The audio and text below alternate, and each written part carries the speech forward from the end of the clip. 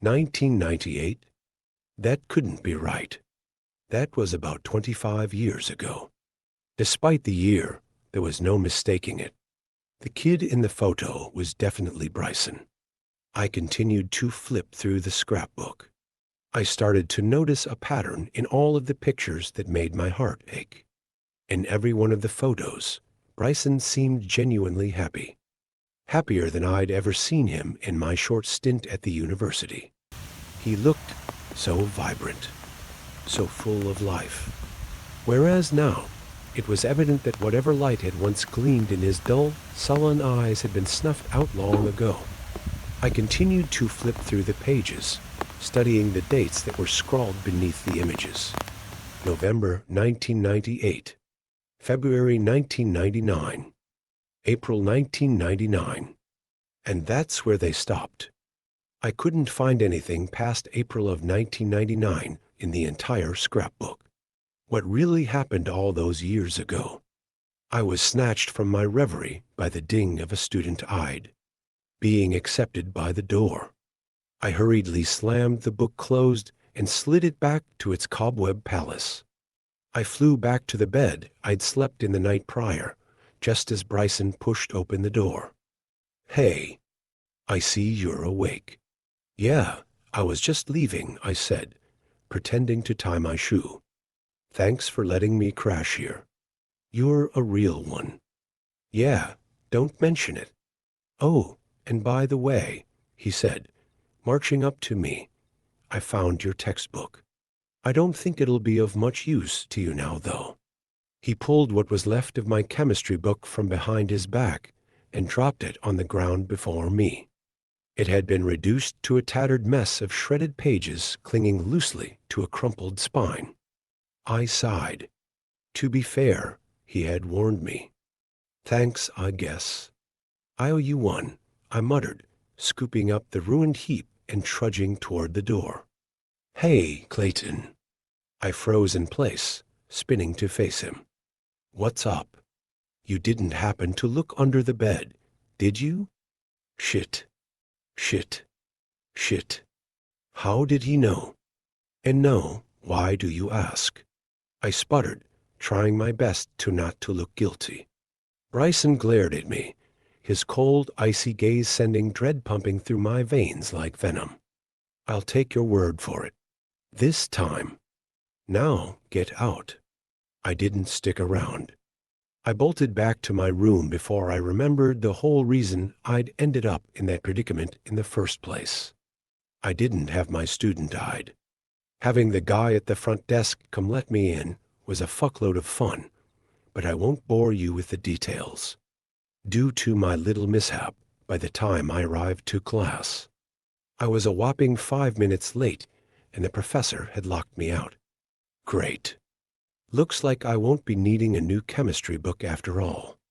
Not after getting a big fat 0 on my first exam. Needless to say, my day had gone to shit. By the time I arrived back at my dorm room, I'd had enough. I opened the door to find Josh lying on his bed. He grinned at me smugly as I shuffled into the room. "Thanks for leaving last night, man. That girl gives some of the best head on campus." "Yeah. And thank you for answering the damn door, asshole. Either you sleep like a brick, or you are hoping to stumble across my mutilated corpse this morning." "Wait. What?" "I didn't hear anyone knocking. I thought you were spending the night in a friend's room or something." "Look, I'm sorry. I shouldn't have blown up at you. Last night, I fell asleep in the common area, and when I woke up, the janitor was practically breathing down my neck. And on top of that, I forgot my student-eyed. In the room which left me fucked with a capital F. Jeez, bro. How'd you get out of there?" "Shit. And I thought my encounter with the supernatural sucked. Bryson let me crash in his room." "Wait. What encounter? Was it Clarissa? She's a real creep show." "No, this was the guy in the laundry room. You know, the one we have to listen to, or else." "Screw that. He can suck a fat one. I watched as a spark of defiance swept across Josh's green irises. I couldn't believe it. He knew better. Why would he do something so blatantly reckless? All the color drained from my face. No, Josh had to have been pulling my leg. You're joking, right? You didn't actually disobey him, did you? You know damn well what'll happen if you did. Look, man, I'm sick of this shit. Why should I have to conform to that guy's every whim? He's been dead for like 100 years. So what if I didn't give him a nickel for the laundry machine? He's not gonna crucify me for it. Whatever punishment he has in store, I'll be fine. Nothing we can do now, I guess. I began, a knot forming in my stomach. I sure hope you're right. Josh wasn't in his bed when I awoke the following day. That wasn't out of the ordinary, though. He'd signed up for classes last minute, so he got stuck with a couple 8 AMEs. Kudos to him for that. I certainly couldn't do it. I didn't start to worry until that evening. Josh would hang out with friends after class every once in a while, but he usually at least filled me in on where he was going if he didn't take me with him. We hadn't known each other for long, but I'd really warmed up to the guy. I was an introvert, so naturally, Josh was one of the only friends I'd made. I couldn't bear the thought of something happening to him. After hours of deliberation, I decided to shoot him a text message. I didn't want to come off as a helicopter roommate, but I needed to know that he was okay. Hey bro, everything good? Just checking in. Haven't heard from you today. Josh hadn't responded by the time I laid down in bed. At that point, about 5 hours had passed, and needless to say, I was anxious. I had a sinking feeling that whatever was going on had a direct correlation to the man in the laundry room. When Josh didn't show up for the next 2 days, I knew that I needed to investigate. I couldn't just sit around and do nothing while he was potentially in danger, or worse. Kara was my first unfortunate victim. I don't know why I thought she'd be any help at all, but I had to give it a shot. Hey, I'm looking for my roommate. Have you seen him by chance? About 6 feet tall, brown hair, green eyes, kinda goofy looking. His name is Josh. Josh Matheson. No, I haven't, she replied, her eyes perpetually glued to her screen. All the while, Clarissa sat motionless in the chair beside her. That demented smile was still pasted to her lips, and her black, soulless eyes bore into my chest like a power drill. How Kara put up with her that often, I will never know. Gee, thanks a lot, Kara. Always willing to lend a hand, huh? Well, can you look him up in the system? Maybe see if he's swiped into the building in the last few days? Come on, I'm desperate here. Kara sighed, glancing up from her phone. No, I'm not at liberty to share that information. If you've exhausted all other options, file a report with the campus police. They should be able to help. I mentally facepalmed myself. Why hadn't I thought of that? Surely they'd be able to find some answers. Thanks, Kara. I'll try that. Yep, whatever. A creeping feeling washed over me as I walked away.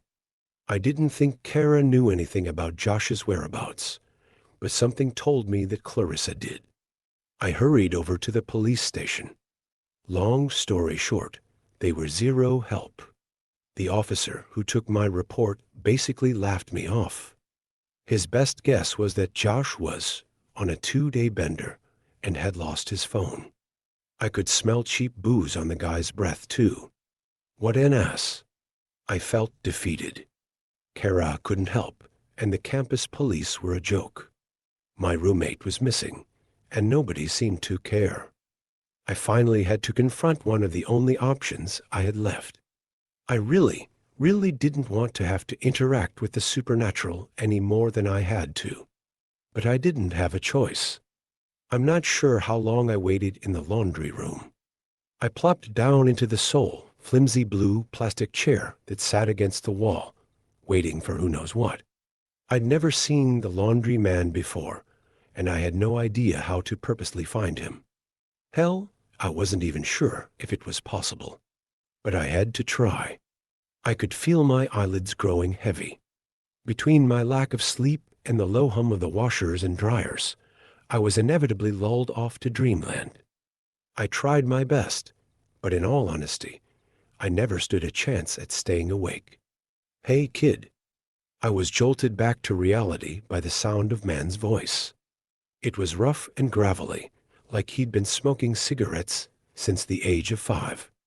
My eyes shot open, and they immediately darted around the room, searching fervently for the voice's owner. But I couldn't find anyone. "Hey, kid." Then suddenly, I saw him. There was a man standing in the corner to my right, leaning against the white brick wall. An outdated bowler hat obscured his face from view. His outfit was replete with a brown blazer, khakis, and a pair of sleek black shoes.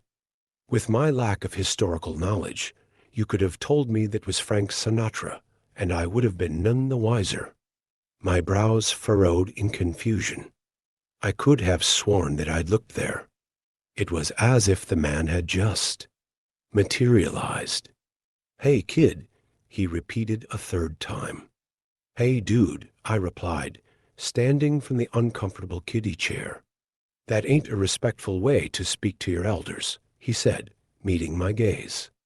His eyes glowed red, paralyzing me with fear. Sorry. That was rude of me. I'm willin' to look past it. If you do something for me," he grinned, a wicked smile inching across his lips. Yeah, what do you want?" "Gimme a nickel. I got laundry to do." I stared at him blankly. "How long has it been since you've used these?" "It costs $1 now." "Look, kid, I ain't in the mood to negotiate. If you want to give me $1, fine by me. Hand it over." I took a cautious step forward, producing my wallet from my back pocket. I sighed when my eyes landed on the contents within. "Here, I've only got a 5, I said, slapping a crumpled bill into the man's outstretched hand. "Thank ya kindly. If that's all you gotta say, I'll be taking my leave." "Wait." The man cocked his head to the side like a curious dog. "Did you really just interrupt me? Never do that again. Do you hear me? Fucking prick. What was so important that you felt the need to cut me off?" I shamefully met his burning stare. "Sorry. I came here to ask about my roommate. He's been missing for a few days, and I was hoping you might know something." The man twirled the $5 bill between his fingers, his visage melting into a pleased smile once again. "I don't answer to no one, but I'll make an exception just this once, on account of your generosity. What did the kid look like?" I released a breath I hadn't known I'd been holding. For a second, I thought I was going to end up as nothing more than a dash of blood on the linoleum. "He's about 6 feet tall, brown hair, green eyes. His name is Josh. He said you asked him for a nickel a few days ago, and he refused." "Oh, yeah, I remember him. Kinda goofy looking, right?" "Yeah, that's him." That malicious smile returned to his face.